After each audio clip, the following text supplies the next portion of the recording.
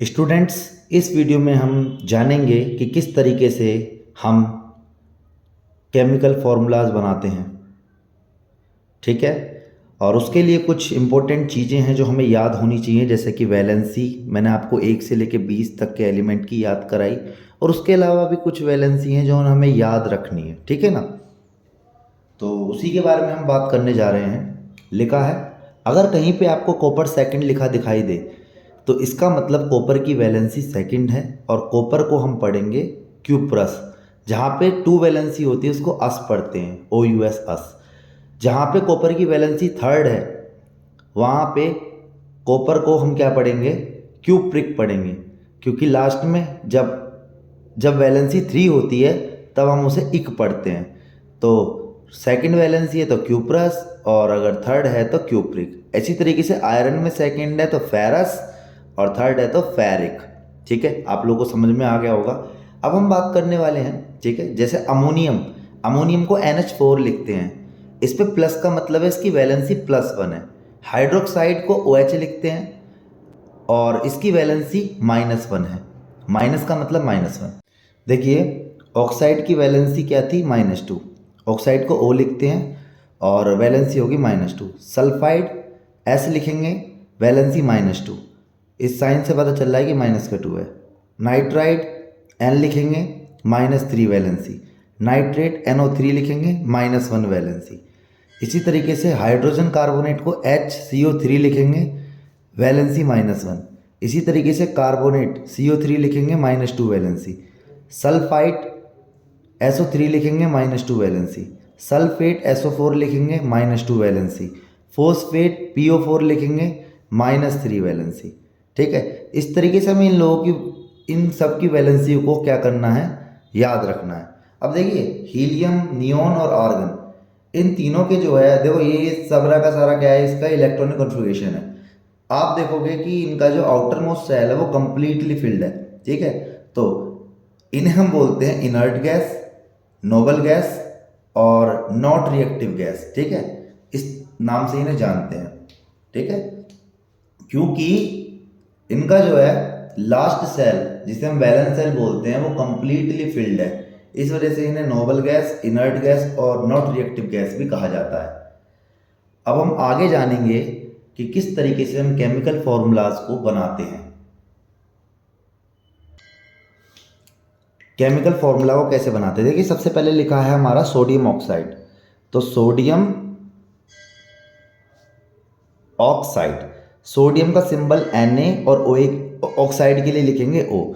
इसकी वैलेंसी होती है +1, इसकी वैलेंसी होती है -2। एरो लगाएंगे इस तरीके से, ये वैलेंसी इधर जाएगी। देखिए प्लस माइनस नहीं लिखते, बस वैलेंसी लिखते हैं। अगर आप प्लस माइनस भूल भी जाते तो भी कोई दिक्कत नहीं है, पर अगर करके दिखाना तो इस तरीके से दिखाना होता। तो ये क्या हो जाएगा आपका Na2O। तो ये फॉर्मूला हो गया किसका, सोडियम ऑक्साइड का। इस तरीके से दूसरे नंबर पे क्या है, एल्यूमिनियम क्लोराइड। एल्यूमिनियम के लिए Al और क्लोराइड के लिए Cl। इसकी वैलेंसी क्या हो जाएगी, इसकी वैलेंसी हो जाएगी आपका, इसकी वैलेंसी हो जाएगी आपकी +3, इसकी वैलेंसी हो जाएगी आपकी -1। ठीक है। आगे बढ़ते हैं, क्रॉस कराएंगे इस तरीके से, तो ये हो जाएगा AlCl3। कहीं भी अगर आपको AlCl3 लिखा मिले तो आप इसे पढ़ेंगे एल्युमिनियम क्लोराइड। अब तीसरा, सोडियम कार्बोनेट। Na लिखते हैं सोडियम को, और कार्बोनेट को CO3 लिखते हैं। इसकी वैलेंसी होती है +1, और कार्बोनेट की वैलेंसी होती है हमारी -2। क्रॉस कराएंगे इस तरीके से, तो यहाँ आपका हो जाएगा Na2CO3। इस तरीके से चौथा वाला बनाएंगे, लिखा है मैग्नीशियम हाइड्रोक्साइड। मैग्नीशियम को Mg लिखेंगे, हाइड्रोक्साइड को OH। इसकी वैलेंसी होगी +2, इसकी वैलेंसी हो गई हमारी -1। इस तरीके से लिखेंगे तो ये हो जाएगा MgOH का होल ट्वाइस। ठीक है, इसे पढ़ेंगे होल ट्वाइस, MgOH का होल ट्वाइस, इसे पढ़ते हैं मैग्नीशियम हाइड्रोक्साइड। ठीक है, 4 हो गए, 5वां भी करते हैं इसी पेज पे। Calcium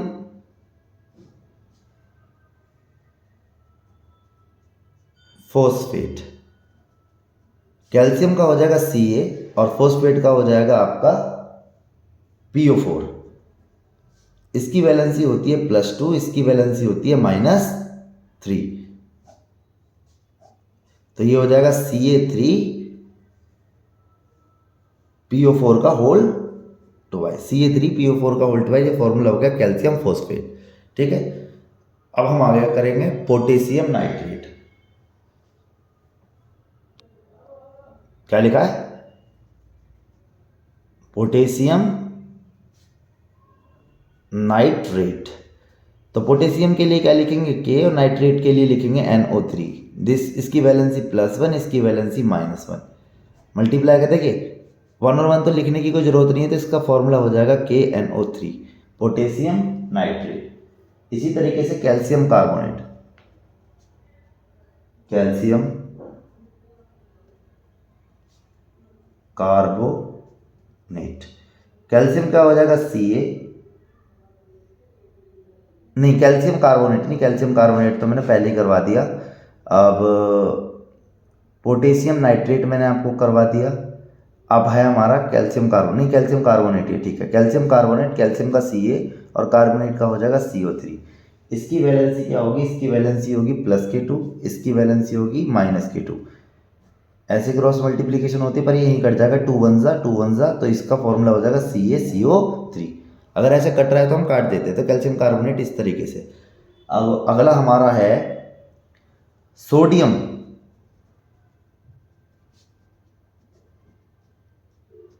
hydrogen carbonate. तो सोडियम को के लिए लिखेंगे Na और हाइड्रोजन के लिए लिखेंगे HCO3।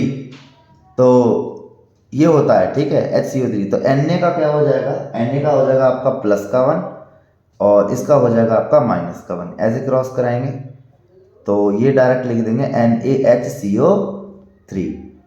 तो हमारा सोडियम हाइड्रोजन कार्बोनेट भी हो गया, कैल्शियम कार्बोनेट भी हो गया। अब हमारा 9वें नंबर पे है एल्युमिनियम सल्फेट। Aluminium sulphate. देखिए एल्युमिनियम का क्या होता है? एल्युमिनियम का होता है Al और सल्फेट का क्या होता है? SO4। इसकी वैलेंसी क्या होगी? +3। क्या होगी? +3। और इसकी वैलेंसी क्या होगी? -2। क्रॉस कराओ तो ये हो जाएगा Al2SO4। ठीक है, ये हो जाएगा। होल थ्राइस पढ़ेंगे इसे, ठीक है। इसी तरीके से हमारे ये सारे कंप्लीट हो गए। लास्ट रह गया हमारा कैल्शियम ऑक्साइड। कैल्शियम ऑक्साइड, तो कैल्शियम के लिए लिखेंगे Ca, ऑक्साइड के लिए लिखेंगे O। इसका हो जाएगा +K2, इसका हो जाएगा -K2। क्रॉस मल्टीप्लाई करेंगे, 2 1 जा 2 1 जा कट जाएगा, तो ये हो जाएगा CO। इस तरीके से हम बनाते हैं केमिकल फॉर्मूलाज। नेक्स्ट वीडियो में हम पढ़ेंगे टाइप्स ऑफ केमिकल रिएक्शन।